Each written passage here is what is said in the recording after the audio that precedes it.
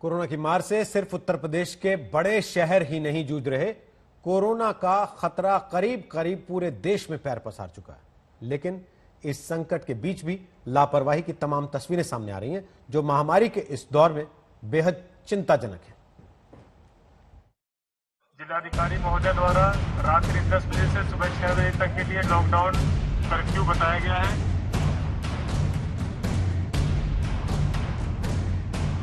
UP में corona का खतरा इंसानी जिंदगी पर काल बनता जा रहा है और इस काल में भी महामारी को लेकर लापरवाही की तमाम खबरें सामने आ रही हैं। ये तस्वीर उत्तर प्रदेश के मिर्जापुर के अस्पताल की है, जहां से बेहद चिंताजनक खबर आई है। आरोप है कि इस अस्पताल में एक कोरोना मरीज की मौत के बाद परिवार वालों से ही शव को पैक कराया गया, जिसे लेकर विधायक भड़के हुए हैं। अब परिवार के 2 बच्चों से सीज कराया गया और उसके बाद बॉडी उनके परिवार से 4 जनों से उसमें रखवाया गया। मैंने जिलाधिकारी से वार्ता किया कि जो इसमें दोषी हैं सीएमओ के खिलाफ सख्त से सख्त कार्रवाई कराया जाए। यूपी में एक दिन में कोरोना संक्रमितों की संख्या 27,000 के पार पहुंच चुकी है और लगातार मौतों का आंकड़ा भी बढ़ता जा रहा है, जिसका असर वाराणसी के मणिकर्णिका और हरिश्चंद्र घाट पर भी देखा जा रहा है। हाल के दिनों में यहाँ शवों का दाह संस्कार कराने पहुंचने परिवार वालों को घंटों इंतजार करना पड़ रहा है। इतनी विवश दृश्य हम लोग नहीं देखे थे। बहुत कष्ट हो रहा है देख करके। बनारस में जो है कि इस प्रकार की लकड़ी का अभाव हो गया, लकड़ी नहीं मिल रही। हम लोगों को मजबूरी में हरा लकड़ी ले करके जलाना पड़ा। 4 घंटा 6 घंटा से हम लोग यहाँ वेट कर रहे हैं घाट पर। जगह नहीं मिल रहा है, लकड़ी नहीं मिले, बहुत ही समस्या है। लेकिन कैसे कैसे बड़ा हाथ गोड़ जोड़ने मिन्नत करने के बाद तो लकड़ियाँ मिली यहाँ है। तो वो दाह संस्कार वाला भी है, बिजली वाला भी लाइन लगी हुई है। इतनी ज्यादा डेड बॉडी है कि वेटिंग चल रहा है। उसमें आप नंबर लगाने जाएंगे तो 10 घंटा लग जाएगा आपको। इतना ही नहीं, लगातार शव आने की वजह से वाराणसी के घाटों पर लकड़ियां भी कम पड़ती जा रही हैं, जिससे आने वाले दिनों में दिक्कत बढ़ सकती है। जो पहले रेशियो था 200-250 का, 700-800 भी अपने दुकान वाले से बात किया। उसने बताया कि मतलब पहले का जो यहाँ पे रेशियो था लगभग 100-200 लोग पर डे आते थे, पर इधर बीच 700-800 ये मतलब काफी केसेस बढ़ गए हैं।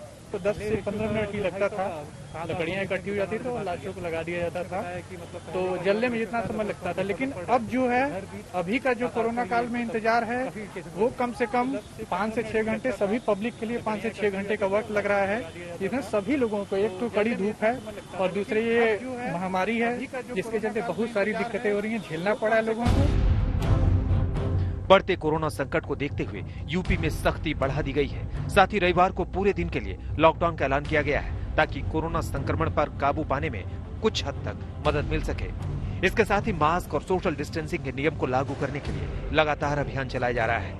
ऐसा भी माना जा रहा है कि देश में कोरोना का खतरा बढ़ने के बाद दूसरे राज्य में रह रहे प्रदेश के तमाम लोग अपने अपने घरों को लौट रहे हैं। अब यूपी सरकार ने रेलवे स्टेशन पर भी उनके जांच का इंतजाम किया है, ताकि संक्रमित व्यक्ति का वक्त पर इलाज किया जा सके और वो दूसरों को संक्रमित ना कर सके। यूपी में कोरोना के बढ़ते मामलों के बीच में कोरोना की जांच जो लोग उत्तर प्रदेश में बाहर से आते हैं वो अनिवार्य कर दी गई। इसके लिए रेलवे स्टेशन पर भी काउंटर लगाया जाता है। जो भी यात्री आता है उसका थर्मल स्कैन होता है और रैपिड एंटीजन टेस्ट के जरिए पता लगाया जाता है कि उसकी संक्रमण की स्थिति क्या है। लगातार सरकार कह रही है कि टेस्टिंग बढ़ाई जा रही है और खासतौर पर जो बाहर से लोग आते हैं उनको टेस्ट करना सबसे जरूरी है, ताकि संक्रमण को रोका जाए। बाहर से आने वाले लोगों की जांच के बाद अगर वो कोरोना पॉजिटिव पाए जाते हैं तो उन्हें आइसोलेट किया जा रहा है।